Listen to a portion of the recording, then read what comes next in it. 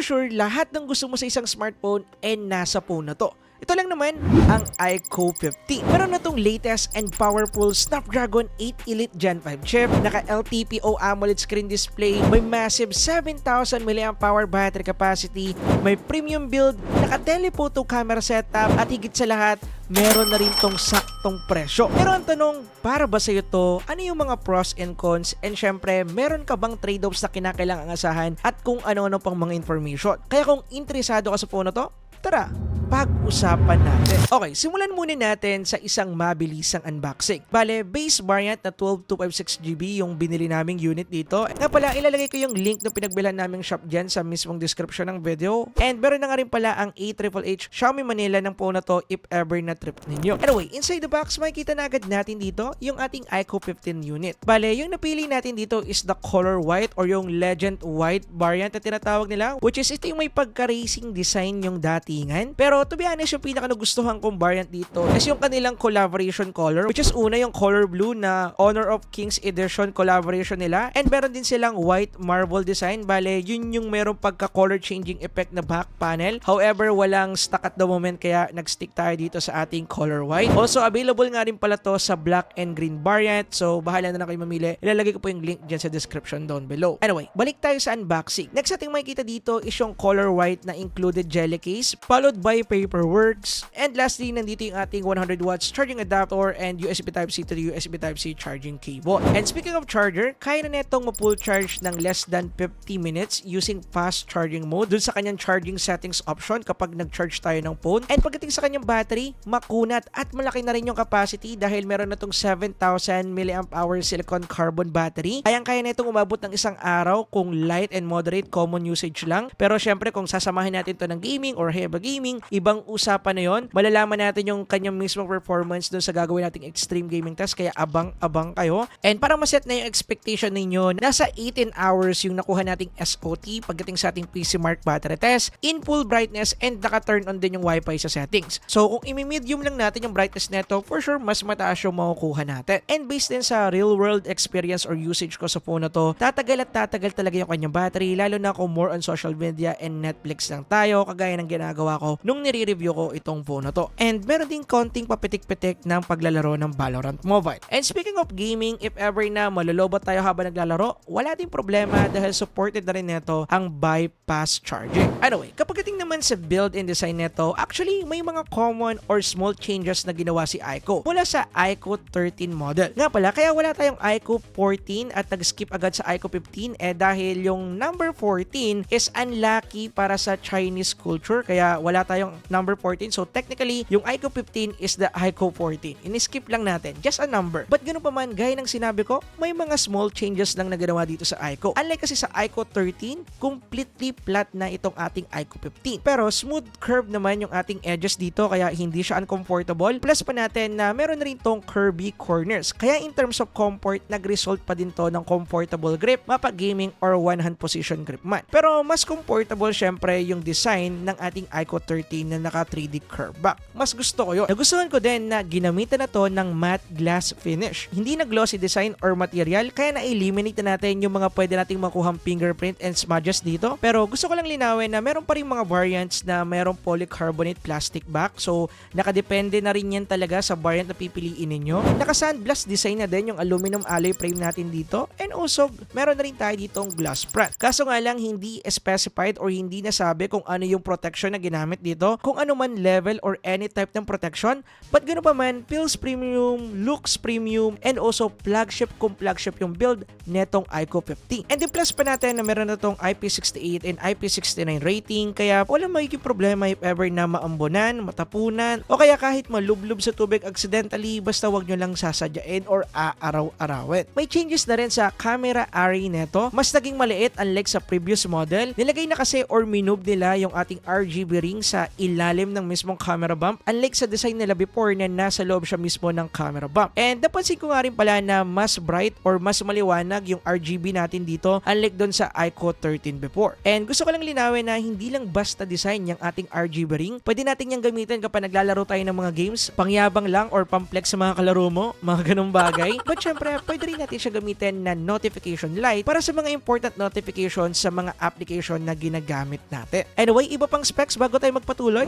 Naka Bluetooth 6.0 na po tayo dito. May IR blaster support na din. Naka USB-C 3.2 Gen 1 na din na supported na ang display out. Naka NFC support na rin and meron na rin Wi-Fi 7 at higit sa lahat supported na ang 5G connection sa lahat ng network dito sa Philippines. Dahil supported na ng po na to ang SA and NSA 5G deployment. Kaya makakasagap na tayo dito ng 5G. Nga pala yung nakikita nyo sa example is Smart SIM po yan. Bale, ang nagamit at to-confirm ko na meron ditong 5G is dito and also Smart. For sure, meron din ang Globe. Yun nga lang, hindi ko na testing kasi wala akong Globe SIM at the moment. But anyway, if nagpakita ng 5G si Smart, for sure meron din sa Globe. Kaya pagdating dito, win-win tayo. At isa rin to sa naging rason kung bakit ko nasabi na lahat ng gusto mo ay nasa phone na to. Dahil isa to sa mga main problem natin sa mga China Roam, yung kakulangan ng 5G connection. Anyway, commercial muna tayo saglit. Gusto mo bang mag-outdoor camping or kaya gusto mo lang ng tool ngayong rainy season? And yung best tool para dyan is isang power station. And dyan papasok yung nakita ko na power station galing sa EcoFlow, which is the EcoFlow River 3 Max Plus, na kung saan pwede natin gamitin para paganahin yung mga most important gadget kapag merong brownout. Kagaya na lang ng pag-charge ng phone, pag-charge ng router, electric fans, and higit sa lahat, kaya niya rin paganahin yung PC natin and maging isang UPS. And actually, pagiging UPS mismo, yung naging main purpose nito dito sa studio namin dahil siya yung naging UPS ng main editing machine namin. And pagdating dito, nagagawa niya naman lahat. Sa nakalipas na isang buwan na paggamit namin dito, hindi naman kami naka-encounter ng kahit anong issue at yun yung maganda doon dahil yun yung main purpose niya. And yung isa sa pinaka nagustuhan ko dito ay yung kanyang battery capacity. Meron tong 858 watt-hour battery capacity at ako na nagsasabi sa inyo, napakatagal ng kayang ibigay nito lalo na kung yung gagamitin natin dito is just a common appliances. Kagaya na lang nito, kung router lang yung isasaksak natin, aabot to ng 2 to 3 days. Kung electric man naman, aabot to ng 15 hour to 1 day. It depends kung gaano kalakas yung ilalagay ninyo. Pagdating naman sa PC, aabot ng 4 to 5 hours. It depends sa activity na gagawin mo. At di hamak na mas okay yan, unlike sa ibang mga UPS out there na 10 to 15 minutes lang yung tinatagal. And kung gagamitin naman natin to para i-charge yung mga devices natin like phones, laptops at kung ano-ano pa, makapag-charge tayo dito ng ilang ulit bago to malobat. And yung isa sa pinaka nagustuhan ko dito, kaya niyang paganahin lahat ng appliances natin ng sabay-sabay. Kagaya na lang ng ginawa namin sa testing na to, pinagsabay-sabay namin lahat, dalawang studio light yung nakasaksak dyan, isang PC, tatlong monitor, at saka dalawang phone na nakasaksak using the extension. And yes, pwede nyo pong gawin yan para madagdagan yung mga ports na pwedeng saksakan sa kanya. And actually, hindi lang sa brownout natin pwedeng gamitin to. Pwede rin natin to gamitin if ever na magka-camping tayo. And reasonable yan dahil hindi to ganong kabigata.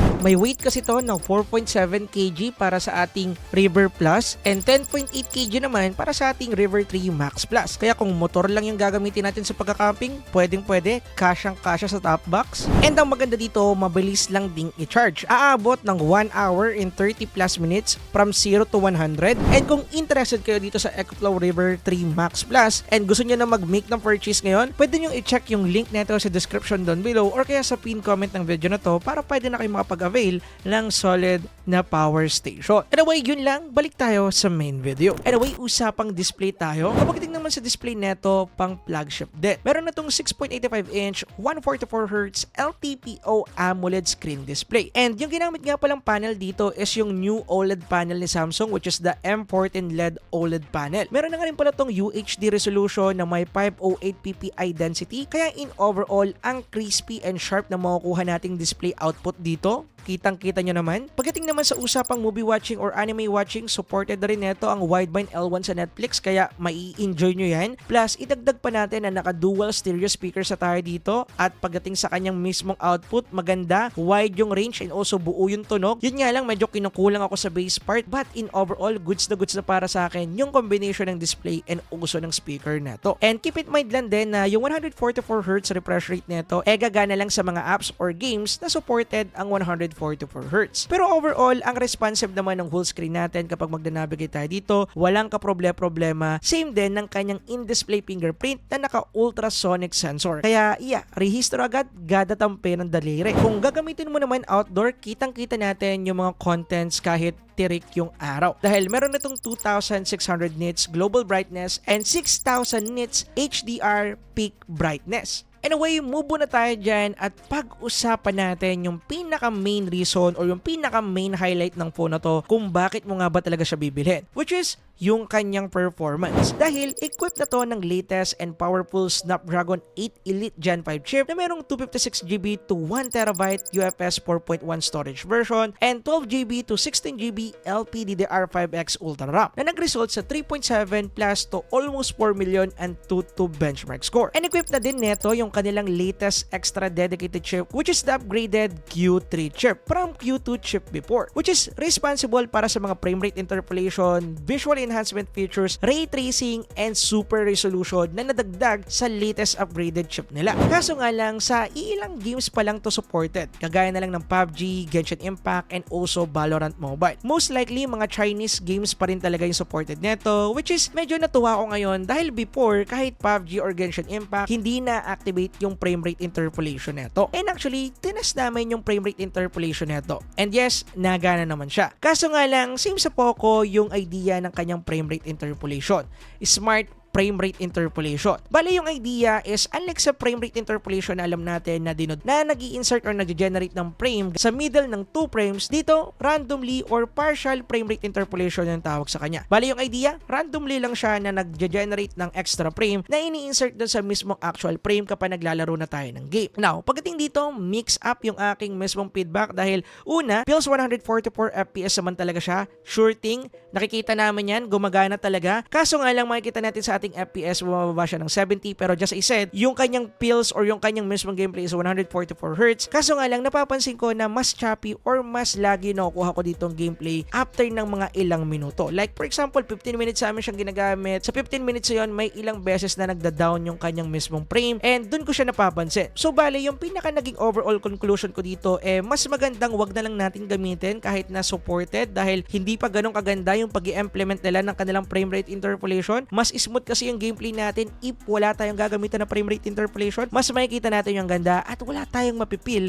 na kahit anong lagginess. And yan na rin yung naging main reason kung bakit hindi masyadong umiinit yung phone pag gamit-gamit natin yung frame rate interpolation na dapat umiinit kasi yun yung normal na nangyayari kapag gumamit tayo nun. But ganoon pa man, good thing na merong gantong feature, pero just I said, based on my conclusion, hindi ko recommended na gamitin ninyo dahil mas okay kung hindi nyo nalang gagamitin. But ganoon pa man, at the end of the day, naka Snapdragon 8 Elite Gen 5 tayo dito, kaya bini-basic lang neto yung mga madadalas nating nilalarong game. Actually, sinalang ko to sa Genshin Impact, sinagad naman yung settings at talagang binasic lang neto yung mismong game. Naglaro ng 58 to 60 FPS yung nakuha naming average maintaining FPS dito sa loob ng 30 minutes ng paglalaro. Nakakuha din tayo dito ng solid 120 FPS pagdating sa MLBB, Wild Rift, and also HOK. By the way, max out settings po lahat yan, kaya masasabi nating optimized na itong iQOO 15 para sa mga game na to. And ganun din yung nakuha natin sa CODM, nakakuha din tayo ng 120 FPS pagdating sa MP mode and 120 FPS din pagdating sa VR mode. Almost 30 minutes din kami naglaro dyan at wala akong nakita na kahit anong problema in terms of frame rate. And actually, nabigla din ako sa nakuha nating thermal dito dahil hindi halos uminit. Nasa 38 to 39 degrees Celsius lang yung nakuha natin sa Genshin Impact after ng 30 minutes ang tuloy-tuloy na paglalaro. Nakakuha naman tayo ng 35 to 37 degrees Celsius pagdating sa mga MOBA games. By the way, tuloy-tuloy po nating nalaro yung tatlo. Umabot din yan ng almost 1 hour, kaya goods pa rin na thermal result yan. Nakakuha naman tayo ng 35 degrees Celsius pagdating sa ating CODM after ng 4 consecutive game na umabot din ng almost 30 minutes. And alam ko, hindi ito yung base sa batayan natin sa pagsukat ng thermal and overall performance ng phone na to. Kaya gumawa na rin kami ng extreme gaming test dito. And kung gusto nyo makita yung overall performance nito sa gaming, panoodin nyo po, ipapublish din namin next week kasunod ng video na to. Kaya abang-abang tayo doon. Anyway, kapag naman sa software neto. Naka-latest Origin OS 6 na tayo dito na under ng Android 16. Kaso nga lang, walang confirm information para sa software support update. Sa tingin ko, aabot to ng 3 years pataas pero not sure yan. Pero most likely nandyan lalo na sa mga flagship phone ni iQOO. Then kapag dating sa software experience neto, as usual, lagi ko naman to sinasabi, isa ang Origin OS sa pinaka nagustuhan ko na OS currently dahil nga magaan, smooth, mabilis ang mag-navigate at halos konti lang yung nakikita kong bug. Pero syempre, meron pa rin. But also, i-take note nyo lang din na China ROM itong iQOO 15 na nire-review natin. Kaya nandito pa rin yung ating mga Chinese bloatware applications, Chinese notification, and also sa una, wala tayo ditong pre-installed na Google Play services. Pero na-fix ko na po lahat yan using this video. So para sa mga bago and also meron kayong mga kakilala na nahihirapan mag-setup ng China ROM phones nila, send nyo po tong video na to or panoodin niyo yan para ma-help po ninyo sila. And in terms naman sa delay notification,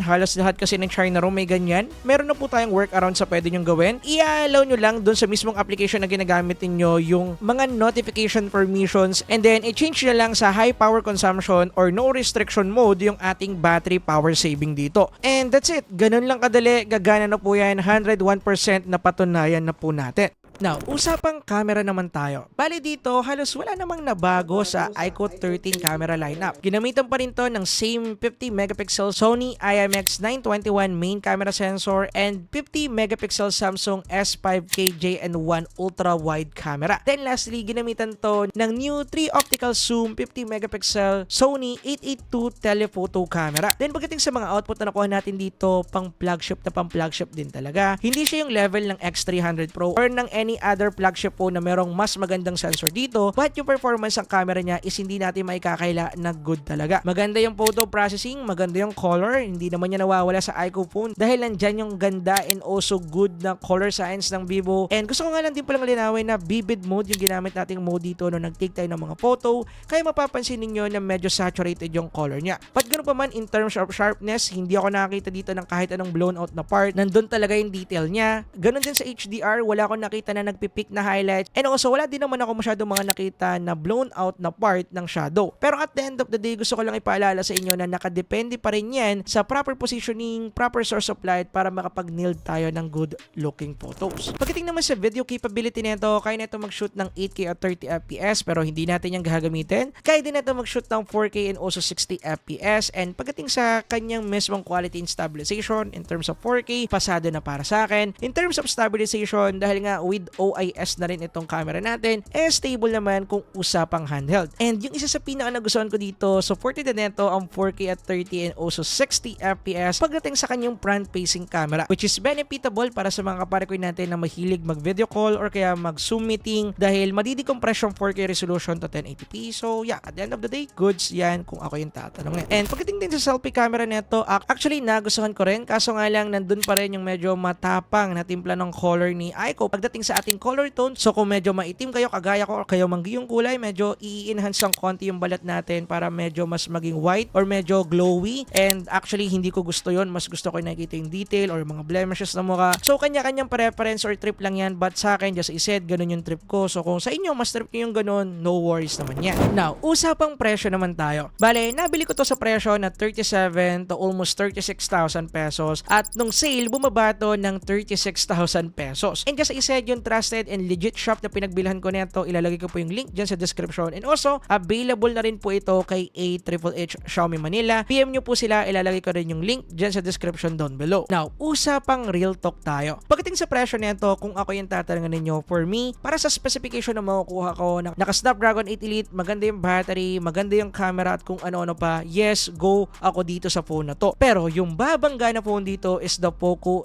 F8 Ultra. Na yung presyo, the same lang halos. Nasa 36 to 37,000 pesos din yung SRP. And take note, isa na po yung global roam. And kung i-base natin yung specification ng dalawa, halos the same lang sila. And for me, mas better pa nga yung camera performance ng Poco F8 Ultra. Kaso nga lang, mas malaki or mas bigger yung battery ng ating iQOO 15. Pero China roam siya at global roam yung ating Poco F8 Ultra. Kung ako yung tatanungin ninyo kung mas magpo-focus ako sa battery, go for iQOO 15. Pero bukod doon, and kung gusto talaga ninyo ng isang global Google Chrome, go for Poco F8 Ultra. Anyway, dito ko natatapusin yung video. Kita-kita tayo sa Extreme Gaming Test. Yun lang guys. Peace out at mag-iwan kayo ng komento ninyo about sa video natin ngayon dyan sa ibaba. And lahat yan babasahin namin and pag-uusapan na rin natin sa comment section. Nga pala, thanks agad sa feedback. Yun lang guys. Peace.